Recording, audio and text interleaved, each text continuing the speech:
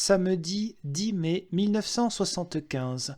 Extrait des Chroniques de François Mitterrand, L'abeille et l'architecte. La notice publicitaire que j'ai sous les yeux me vante le confort que me procureront, le jour venu, les inégalables prestations de service de la maison R et filiale, pompe funèbre. D'abord, un véhicule spécial n'ayant aucune apparence funéraire et porteur de 2 brancardiers en blouse blanche, viendra me chercher là où la mort m'aura trouvé et me conduira dans une villa pimpante ou attanée, dont on me signale que les salons sont tous climatisés, de dimensions et de décorations différentes. À celui qui me sera dévolu, ma famille pourra joindre, selon les possibilités du service, un salon de réception style Louis XIII, variété relais de campagne. Une hôtesse accueillera les visiteurs, se chargera de la mise en vase des fleurs et offrira, gracieusement, souligne la notice, rafraîchissement ou boisson chaude. Les amis qui passeront là un moment disposeront d'un coin de conversation, picoreront le buffet, fumeront du bon tabac. Des photographies en couleur insistent sur le souci qu'on a eu du détail.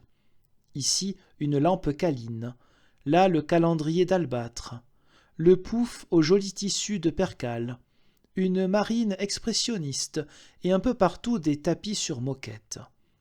Dans ce décor, un seul meuble insolite, le cercueil. Mais d'ingénieux ensembliers ont tiré le meilleur parti de la difficulté. Imaginez des socles en velours, des pilastres Premier Empire, des tentures coulissantes. Bref, intégrer l'objet à la philosophie des lieux, la mort n'existe pas. Ce n'est pas tout. Denise Fuchs, à qui je dois ce document, me signale que l'attanée d'une ville du midi de la France atteint dans le genre une sorte de perfection. Légèrement relevé sur sa couche, le visage enduit d'un fond de teint, lèvres et joues carmin, avec les creux bourrés d'ouate et les boursouflures aplaties au fer à repasser, le mort reçoit. Des caméras en suspension filment à volonté et sous l'angle voulu ces ultimes images. Une soufflerie simule le bruit de la respiration. À la façon dont je décris ce cérémonial, mes lecteurs remarqueront qu'il me surprend.